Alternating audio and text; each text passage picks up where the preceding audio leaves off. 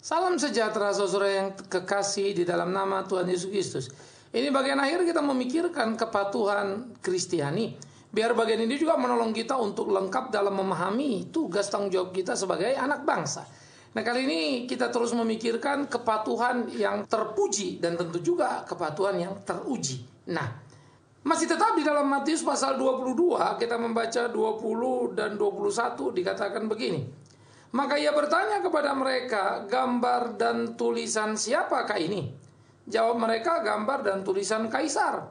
Lalu kata Yesus kepada mereka, berikanlah kepada Kaisar apa yang wajib kamu berikan kepada Kaisar, dan kepada Allah apa yang wajib kamu berikan kepada Allah. Berikanlah apa yang wajib kamu berikan kepada Kaisar, dan kepada Allah apa yang wajib kamu berikan kepada Allah.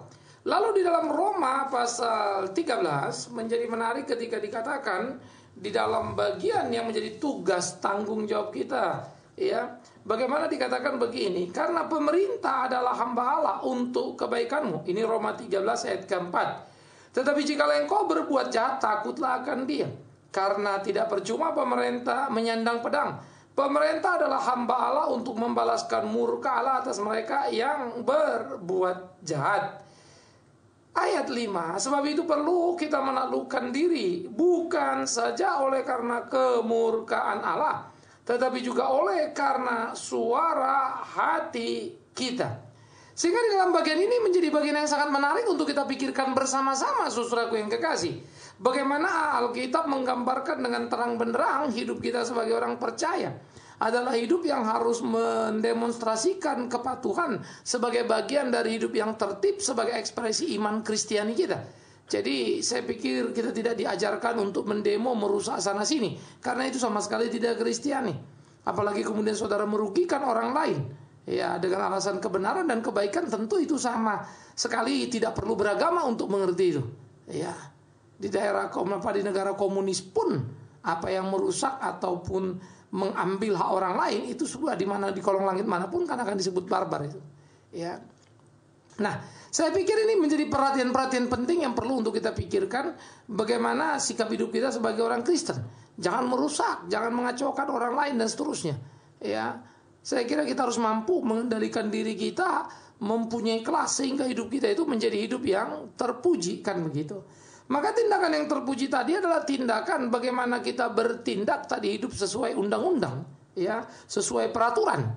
Jadi penghargaan kita terhadap peraturan itu harus kita junjung tinggi. Sehingga dengan demikian kita mempunyai nilai-nilai yang baik dalam diri kita dan kita menjadi terpuji karena kepatuhan kita terhadap peraturan yang ada. Nah, saya pikir ini menjadi sangat perlu sekali. Tetapi peraturan tadi dikatakan itu adalah peraturan yang terlihat, yang disusun sedemikian rupa. Ya, itu klausul pertama kita. Ya. Tetapi yang membuat kita terpuji kepatuhan pada peraturan tadi. Tetapi ada yang kedua, bagaimana kepatuhan itu seharusnya kita menguji dengan hati nurani kita sendiri. Jadi kalau misalnya ada undang-undang yang kemudian tampaknya lemah, ada lobang-lobangnya, saudara kan bisa masuk toh. Nah, saudara bisa memanfaatkan itu. Tetapi hati nurani saudara tahu ini nggak beres nih. Sebetulnya aturan ini nggak boleh begini nih. Ya, memang tidak dilarang A, tapi saya tahu A ini tidak benar. Ya sudah, hati nuranimu itu kau dengarkan. Menarik nggak, saudara? Itulah elegansi kekristenan. Sehingga bukan sekedar tidak melanggar undang-undang, tapi juga kita tidak melanggar hati nurani kita. Sementara undang-undang membolehkan. Katakanlah begini, satu waktu suka atau tidak suka, ya, Indonesia ini akan melegalisasi aborsi. Aborsi itu akan legal. Tunggu saja waktunya. Oke, one day itu akan terjadi.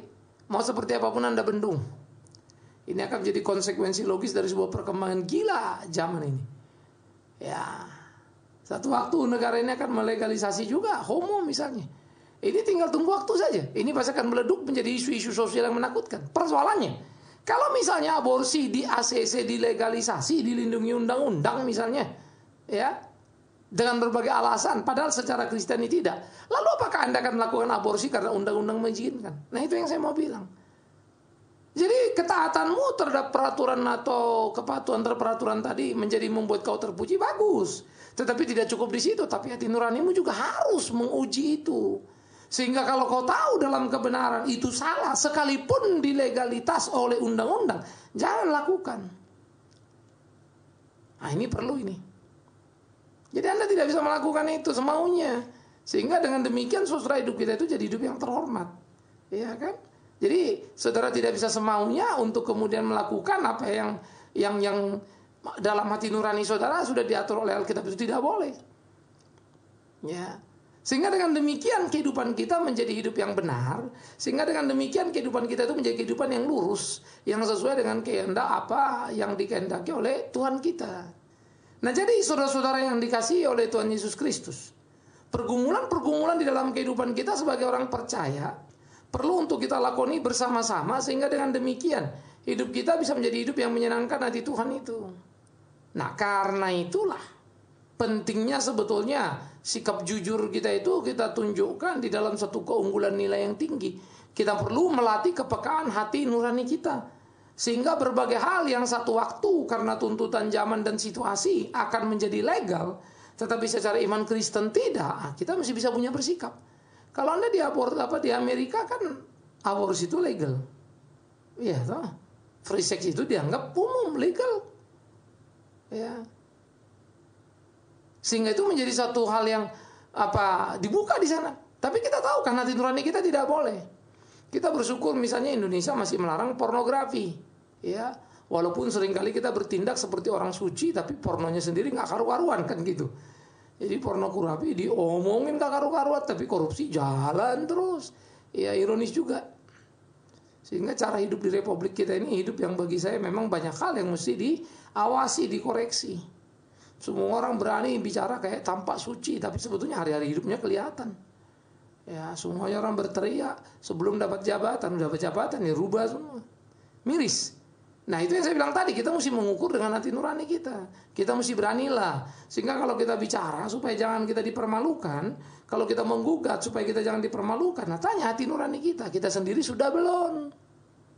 Kalau belum jangan ributlah. Karena itu di dalam bagian seperti ini, keterpujian kita itu akan diukur dari kepekaan kita untuk mendengar suara hati kita yang sungguh, yang dari Tuhan, kepekaan kita mendengar apa yang menjadi kehendak Tuhan sebetulnya dalam hidup ini. Sehingga kita betul-betul bisa menjalani hari-hari kita, bisa memenuhi apa yang menjadi kehendak Tuhan dalam hidup kita, dan kita tidak menjadi salah di dalamnya.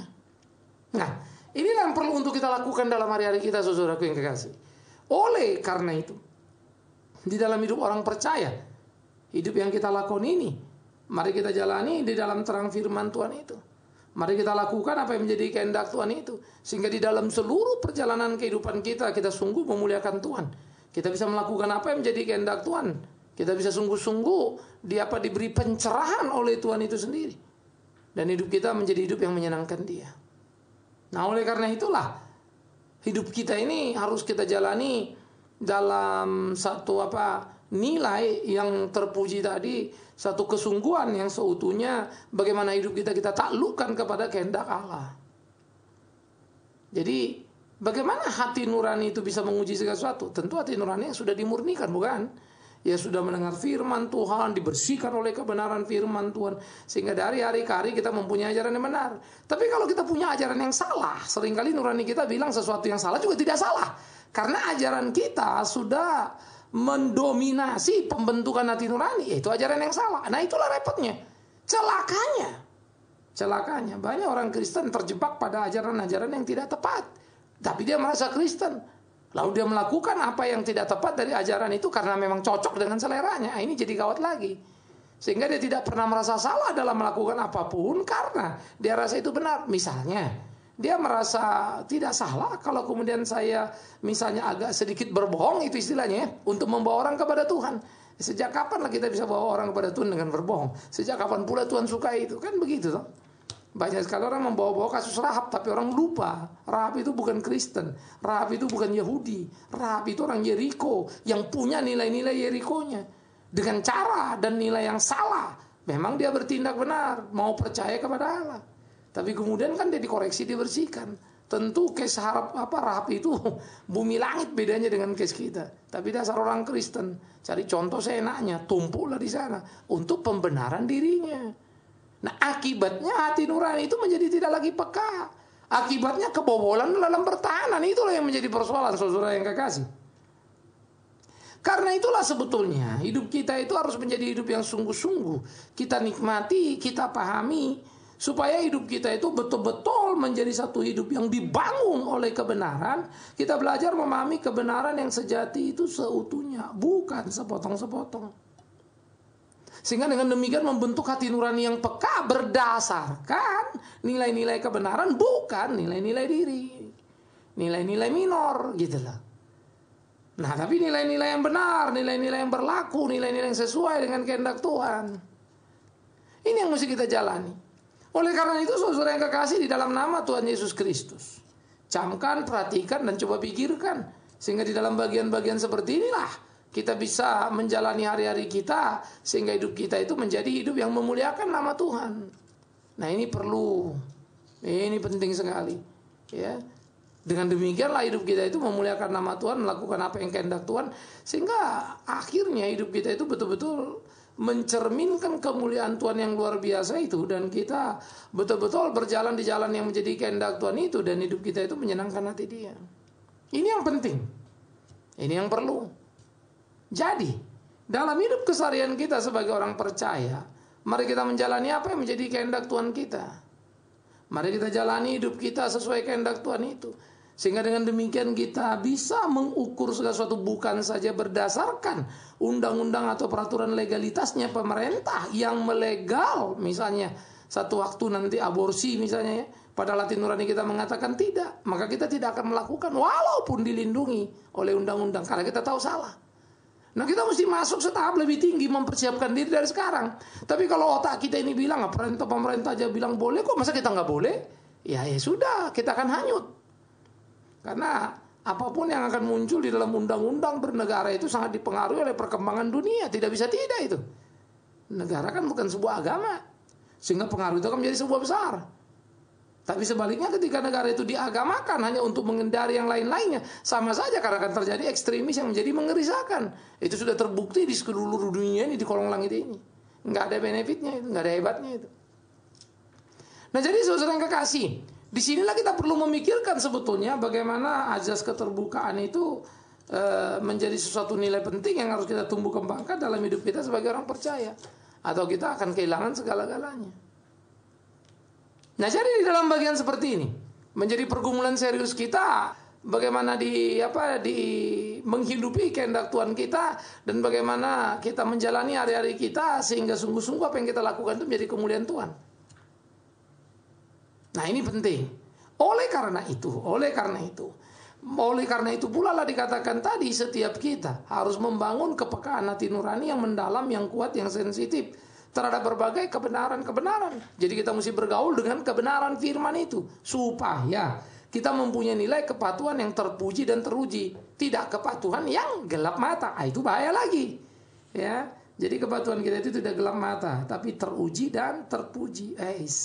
Indah kan? Jadi itu sebab selalu saya ingatkan, hidup sebagai orang Kristen bukan cuma asal hidup lipat tangan, doa lalu saudara ke gereja lalu sudah merasa Kristen. Bagaimana kehadiranmu di dunia ini? Nah, selalu kita bilang jadi garam dan terang dunia, padahal tidak memberi kontribusi apa-apa terhadap dunia. Apa kita bicara itu? Ada perubahan di dunia ini, ternyata kita tidak hadir di sana. Jadi saudara yang dikasihi oleh Tuhan Yesus Kristus, di tengah pergumulan-pergumulan yang kita jalani, hari-hari yang kita lakoni ini, marilah kita dengan sungguh-sungguh belajar untuk mengerti bahwa apa yang menjadi kehendak Tuhan dalam kehidupan kita menjadi satu gugatan tuntutan yang harus kita wujud nyatakan dalam keseharian kita, supaya dengan demikian hidup kita itu menjadi hidup yang menyenangkan hati Tuhan. Nah, ini menjadi perlu, ya, perlu untuk kita lakoni bersama-sama, ya, di dalam hidup seperti ini. Nah, jadi saya pikir ini menjadi penting dalam kehidupan kita sebagai orang percaya, supaya kita bisa menjalani hidup kita itu dan menyenangkan Tuhan. Ya, toh? Jadi aspek hati nurani menjadi sangat perlu, ya.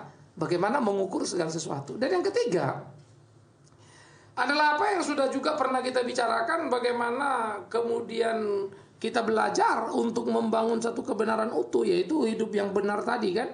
Hidup yang benar, ya, dengan hati nurani yang benar. Nah, kita perlu pembelajaran yang serius dalam hidup kita. Sehingga yang pertama tadi kita bilang tadi kan kepatuhan terhadap seluruh peraturan, tetapi bukan sekedar peraturan, tapi yang lebih dalam, kepatuhan atau ketepekaan kita kepada hati nurani.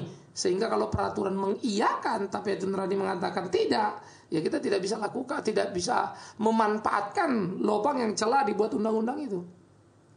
Itu maksudnya, ya. Yang berlawanan dengan kebenaran. Seperti saya ambil contoh misalnya, kalau satu waktu aborsi itu dilegalitas, Anda tidak usah pusing, itu tinggal tunggu waktu saja. Ya. Tetapi ada aspek berikut yang menjadi lebih penting lagi kita pikirkan tadi adalah bagaimana membangun kebenaran itu utuh, membangun hati nurani itu peka, supaya itu betul-betul yang benar itu loh. Nah, maka kita mesti memadukan seluruh pemahaman yang saya katakan di awal-awal juga. Bagaimana kita mengetahui apa yang menjadi tugas kewajiban kita sebagai warga negara. Apa falsafah hidup kita sebagai warga negara? Kalau kita nggak tahu dan tidak mau tahu, bagaimana kita bisa menghadirkan diri untuk memberikan kontribusi dalam hidup ini? Ya nggak mungkin lah. Ya, dan bagaimana kita bisa membentuk hati nurani ya yang baik dalam hidup ini? Nah, jadi kita mesti mengampukan itu. Dan yang ketiga tentunya kepatuhan yang teruji itu adalah kepatuhan yang mampu mengantisipasi apa yang akan terjadi nanti di dalam kehidupan, lalu apa yang perlu dipersiapkan sekarang. Seperti yang saya katakan tadi misalnya kan, kalau satu waktu di legalitas aborsi boleh, apakah kemudian kita aborsi? Tentu tidak. Tapi kalau itu terjadi, bagaimana yang kita lakukan? Tentu kita tidak mau memanfaatkan lubang itu untuk melakukan hal yang salah depan Tuhan. Nah, itu namanya antisipasi. Supaya bisa itu terjadi bagaimana? Nah, perlu pencerahan terhadap umat, bukan? Perlu pengajaran yang serius terhadap umat. Perlu pengertian-pengertian terhadap umat. Ya, sehingga antisipasi akan membuat kita menjadi anak bangsa yang mampu hadir tanpa membuat warawiri atau keterkejutan lalu keributan. Nah, itu juga miris itu. Ya. Tapi bagaimana sekarang kita membuat satu nilai-nilai dalam kehidupan kita yang menjadi penting, yang harus kita jalani sesuai dengan kehendak Tuhan kita. Nah, inilah yang harusnya kita lakoni. Sehingga kepatuhan yang terpuji dan teruji tadi menjadi wujud ya, yang diaktualisasi secara utuh dalam kehidupan keseharian kita. Jadi saudara-saudara yang kekasih di dalam nama Tuhan Yesus Kristus, inilah yang perlu sebetulnya kita pikirkan dalam kehidupan kita lakukan dalam hari-hari kita, supaya semuanya bisa menjadi kemuliaan bagi nama Tuhan kita. Iya kan? Jadi pertama tadi kita lakukan dalam ketaatan, oke, apa yang sudah ada itu kan. Aspek kedua adalah bagaimana kemudian kita membangun hati nurani yang peka tadi kan. Tetapi yang ketiga, sehingga hati nurani itu menjadi ukuran lebih tinggi lagi terhadap kebenaran, sehingga sekalipun diberi kesempatan untuk melakukan, tapi kita tahu itu tidak baik, kita tidak lakukan. Dan yang ketiga adalah mengantisipasi ketika segala sesuatu terjadi, apa yang perlu dipersiapkan dari sekarang ini, supaya kalau nanti sudah terjadi nggak usah kerasa kerusuk. Tapi saya tidak bisa membayangkan apakah kita bisa menegakkan itu. Karena toh cara berpikir kita selalu bentuknya present terus. Sekarang dan bercenderung kita kalau mau jujur ya agak cengeng saja. Terlalu egosentris, kita hanya memikirkan diri kita, kenikmatan kita, kelompok kita. Ya nggak lebih nggak kurang lah ya. Sehingga kita selalu asik-masik bicara akhir zaman, Tuhan mau datang gitu. Tapi sekarang hidup kita nggak karu-karuan. Ya. Tentu saja Tuhan mau datang, dan itu memang dia yang ngomong kok dia akan datang. Tapi kan dia bilang berjaga-jagalah, supaya kalau aku datang kau siap sedia, kan begitu. Artinya hidup sekarang kan, bukan mau datang yang kita ributin, tapi hidup sekarang kita abaikan. Nah, antisipasi itu jadi penting, supaya kalau dia datang kita siap gimana? Ya sekarang dong, pelatihan, pembinaan dan segala macam. Tapi saudara lihat bukan, nggak ada. Justru kita berkutak-atik, mikir aja nanti kapan mau datang, kayak apa cara datang. Yang sudah jelas-jelas dibilang nggak ada yang tahu, masih mau cari tahu.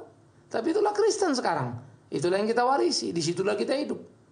Karena itu saya pikir kita perlu jujur terhadap diri kita. Untuk mengerti Alkitab itu utuh, jangan sepotong-sepotong saja, jangan mau-maunya kita saja. Lipat tangan, berdoa, haleluya, dengar Alkitab, sudahlah Kristen aku. Rusak kita ini. Tapi kualitas hidup kita payah. Ya, dimanapun kita ada, orang confusing melihat kita, bingung melihat kita.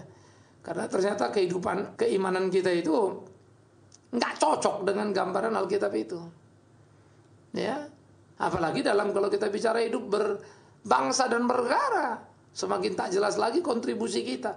Nah, oleh karena itulah saudara-saudara yang dikasihi oleh Tuhan Yesus Kristus, coba kita melihat diri kita, kita peka mengevaluasi diri kita. Aku ini sejauh mana ya? Kita kadang-kadang nih ada lubang hukum yang jelas-jelas nggak boleh aja dimanfaatin supaya boleh. Apalagi kalau dibolehkan. Sekalipun salah dalam iman Kristen, lah yang nggak boleh saja dibolehkan itu sudah melanggar, masih dijambar kok. Nah, bagaimana lagi boleh? Biar kata itu salah pun akan ditubruk sudah. Ya kan? Boleh free sex, langsung semua orang buru-buru free sex. Karena boleh. Nggak boleh saja dilanggar. Boleh sekarang. Sesudah boleh bagaimana lagi? Yang saya bilang tadi ketiga tadi, itu kan baru satu langkah lagi. Pembentukan hati nurani, tapi antisipasi tadi jadi penting supaya tahu kira-kira apa-apa saja nanti yang akan terjadi ya. Homo satu waktu mau nggak mau itu pasti akan dilegalitas. Nah, ini pergaulan dunia kita nanti makin kawat, ini aborsi yang menyusul itu satu-satu. Khususnya dalam isu-isu hak asasi manusia. Nah, itu tidak jadi sederhana itu. Sehingga kita seringkali memang memikirkan itu parsial ya. Kita berjuang tentang hak asasi manusia tanpa rem sekarang ini. Nanti begitu kebablasan ya nggak bisa direm lagi, udah terlalu kencang kendaraannya menggelinding. Tapi itulah cara kita memang, semua dibicarakan tanpa kemudian dilihat dulu, ya diselidiki dulu, diriset dulu dari berbagai aspek tentunya. Sosial politik tentu enak, ya psikologis tentu oke. Tetapi bicara dari aspek teologisnya kayak apa nantinya ya? Totalisnya kayak apa ya? Ya ini akan menjadi satu kesulitan tersendiri karena apa? Tidak ada antisipasi.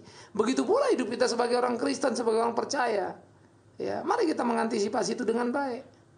Ya, katakan satu waktu misalnya izin gereja mudahnya setengah mati, datang pagi keluar sore, misal lah begitu. Tapi saking banyaknya gereja, lalu orang udah kayak dagang, bikin gereja dagang gitu ya. Seperti yang terjadi kemudian di Singapura sana. Ya. Kemudian ditangkap, diaudit sama pemerintah. Oh, kok bisa-bisanya gereja bisa beli mall, ini bagaimana lagi caranya ya? Nah, itu menjadi masalah-masalah yang jadi repot. Jadi bisa pun ternyata sama saja. Tidak bisa ada masalah, bisa pun ada masalah. ini perlu ya. Karena itu ya ayolah kita belajar teliti, belajar telaten, jangan lagi gelap mata. Semua asal amin, semua asal percaya, semua asal terima lalu bilang oh nggak mungkin gini, nggak mungkin gitu. Yang nggak mungkin berubah itu Tuhan. Kalau pendeta kayak aku ini masih mungkin ini berubah. Ya. Jadi jangan gelap mata, jangan idolakan manusia. Termasuk Big Man Sirait, dosa kau. Tidak layak itu, tidak boleh itu. Hanya Tuhanlah Tuhan kita yang tidak mungkin berubah. Ya, yang tidak mungkin melakukan yang salah. Kalau manusia mah bisa-bisa aja itu. Tergantung ukuran kebenarannya saja yang tinggal kita lihat kan begitu. Benar apa tidak? Itu isu apa tidak? Tapi kalau benar jangan kaget karena memang bisa terjadi. Akhirnya saudaraku yang kekasih, kepatuhan yang terpuji dan kepatuhan yang teruji itu harus menjadi milik Kristiani dalam hidup kita. Sehingga dengan demikian kita bisa memberikan kontribusi kita dalam berbangsa dan bernegara. Dan akhirnya kita bisa menjadi garam dan terang bangsa kita, memberikan berkat, menolong tiap saudara-saudara kita yang lainnya yang belum mengenal kebenaran boleh tahu apa itu kebenaran. Dan itulah hidup yang elegan. Jangan paksakan orang, apalagi memaki-maki orang lalu mempersalahkan orang, menyesatkan orang. Itu tidak bijak lah. Tetapi mari kita bicara kebenaran dan biarkan kebenaran menelanjangi apapun. Di dalamnya Tuhan dipermuliakan. Tuhan menolong saudara, Tuhan menolong saya. Terpujilah Tuhan, kepala gereja yang sejati itu. Yesus Kristus Tuhan kita. Amin. Mari kita berdoa. Kami bersyukur, kami berterima kasih kalau kami boleh terus merenungkan kepatuhan Kristiani dalam hidup kami. Baik kepatuhan pada pemerintah sebagai wajib pajak terhadap undang-undang maupun kepatuhan kami yang terpuji. Sehingga dengan demikian hidup kami boleh menjadi saksi di Republik ini, memberikan kontribusi yang utuh. Sehingga hidup kami boleh jadi model, inspirasi bagi banyak saudara yang lainnya. Khususnya bagi mereka yang belum mengenal kebenaran, biarlah hidup kami menjadi cerita kebenaran itu sendiri. Supaya jangan terlalu banyak kami berbicara, tetapi sangat sedikit untuk berbuat atau melakukan apa yang kami katakan. Tuhan, tolong kami. Kami serahkan hidup kami dalam tangan-Mu, di dalam nama Yesus. Yesus Tuhan yang hidup, kami berdoa bersyukur. Mohon pimpinan Tuhan senantiasa. Terpujilah Tuhan, kekal selama-lamanya. Amin.